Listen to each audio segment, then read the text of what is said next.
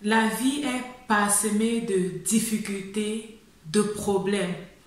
Certainement, toi, tu as mis certaines personnes parce qu'en les regardant, tu te dis qu'ils n'ont pas de problème. Tu voudrais avoir la vie qu'ils mènent. Aujourd'hui, dans cette vidéo, je vais te raconter mon histoire, les difficultés par lesquelles je suis passée. Ceci pour t'encourager à garder la tête haute, pour t'encourager à savoir que malgré la peine et les difficultés, le jour finira par se lever. Tu es intéressé? Alors, à tout de suite.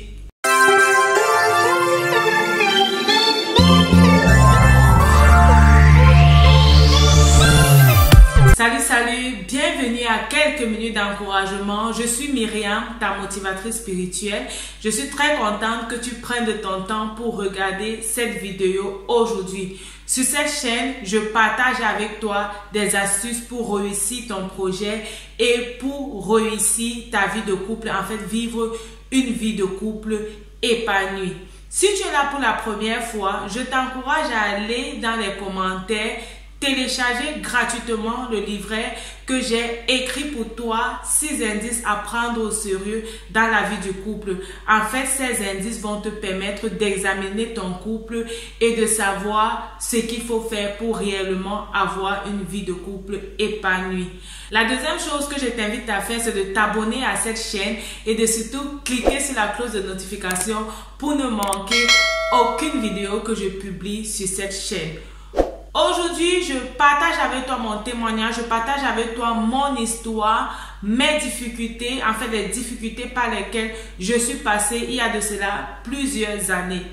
Pour ceux qui ne me connaissent pas ou bien pour ceux qui me découvrent pour la première fois, je vis en Allemagne et il y a de cela plusieurs années, je suis venue en Allemagne, je préfère dire plusieurs années. Je suis venue en Allemagne dans le cadre de mes études. On se retrouvait au Cameroun, dans mon pays d'origine, à une époque où plusieurs personnes venaient étudier en Allemagne. L'Allemagne réellement avait ouvert ses portes aux étrangers. De nos jours, les procédures sont un peu plus difficiles, mais à cette époque-là, l'Allemagne avait ouvert ses portes aux étrangers, aux Camerounais qui voulaient venir étudier. Et il y avait la possibilité, égal le bac que tu avais, si tu es Camerounais, même lorsque tu avais colo, tu avais la possibilité de venir étudier en Allemagne, de choisir une filière à ton choix, d'avoir des cours de langue, avant même avec ou sans cours de langue. Je connais plusieurs personnes qui sont venues sans ZIDAF, cet examen qu'on obligeait à une période et maintenant on oblige même un examen plus supérieur au ZIDAF pour venir étudier en Allemagne. Et à cette époque, même sans ZIDAF, même sans savoir dire Ich heiße, tu avais la possibilité de venir étudier en Allemagne. Et c'est comme ça qu'après mon bac, j'étais aussi dans cet enthousiasme-là, venir étudier en Allemagne. Par la grâce de Dieu, la possibilité s'est ouverte. Mes parents ont eu la possibilité de m'envoyer effectivement étudier en Allemagne et je devais remplir ce vœu que j'avais aussi, comme plusieurs autres, ce vœu de venir étudier en Allemagne. Toutefois, je n'étais vraiment pas consciente de ce que j'allais étudier. Je n'étais vraiment pas consciente des difficultés qui m'attendaient sur le territoire.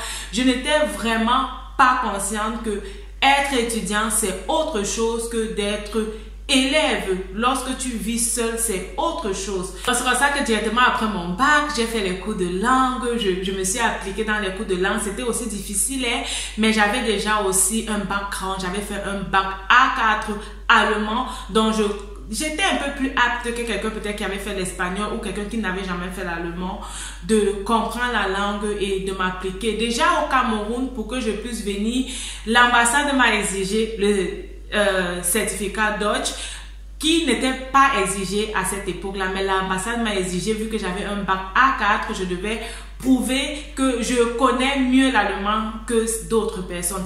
Alors j'ai eu à faire mon certificat Deutsch, mon ZIDAF, j'ai eu le ZIDAF et j'ai eu ma place pour venir en Allemagne et j'ai eu mon visa. C'était vraiment la fête, tu te rends en tout cas, pour ceux qui sont quittés du pays ou bien pour ceux qui connaissent ce qui passe, c'est toujours la fête, le send-off party, on dit au revoir à tout le monde, on est content, on a enthousiasme de aller dans sa terre promise, d'aller découvrir ce nouveau pays. Généralement, on se réjouit d'aller plus que d'aller vraiment étudier.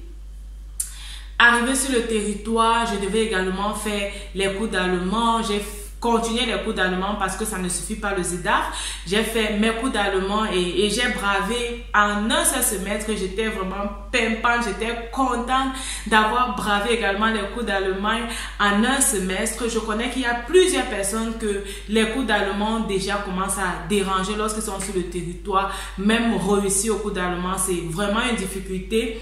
Lorsque tu es en Allemagne, l'Allemagne te donne 2 ans pour pouvoir finaliser tes cours d'allemand. Et je connais qu'il y a certaines personnes qui ont cette difficulté-là à finaliser leur cours d'allemand. Si tu te retrouves dans ces catégories de personnes, je vais t'encourager tout au long de cette vidéo à rester focus. Donc alors, j'ai fini mes cours d'allemand, c'était toujours bien, j'étais tout enthousiasme, je voulais à tout prix avoir ma chambre et j'ai finalement pu vivre seule, prendre ma chambre et commencer mes études.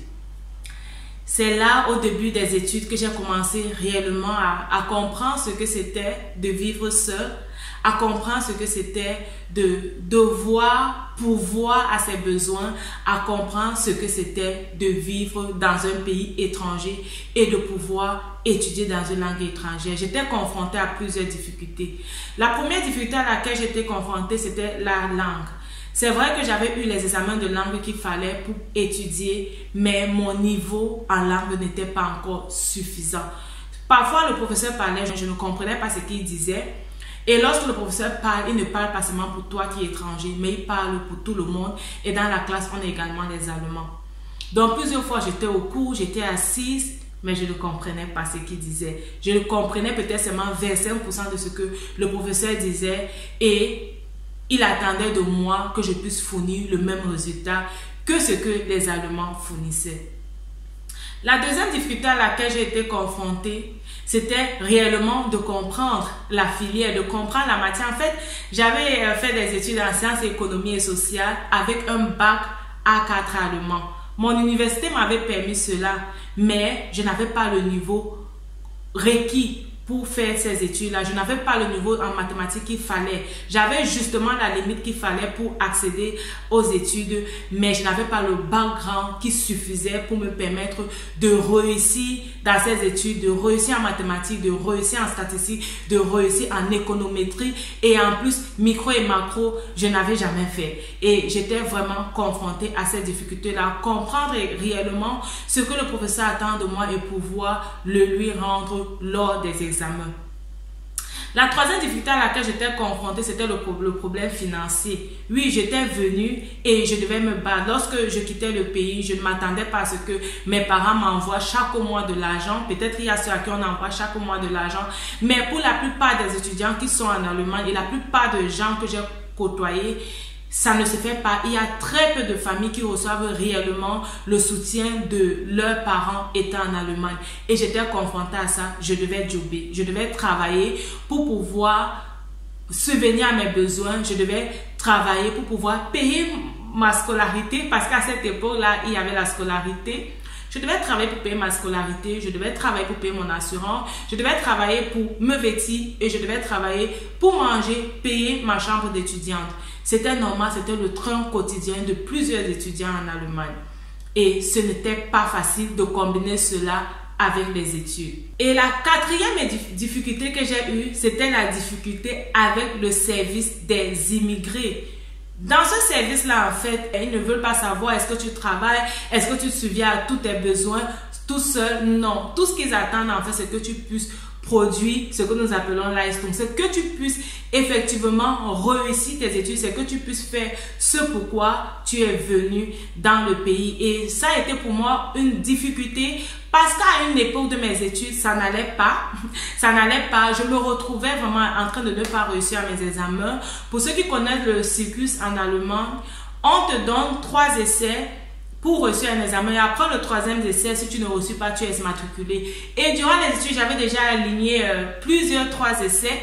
J'avais déjà fait 2-3 essais et j'avais un 3e examen où je devais aller au 3e essai. Et à cette époque-là, le service des immigrés m'a dit, si tu ne réussis pas à 3 examens, nous ne te donnons plus le visa et tu dois devoir retourner dans ton pays. Et parmi ces 3 examens, j'avais un examen que je devais faire pour la 3e fois.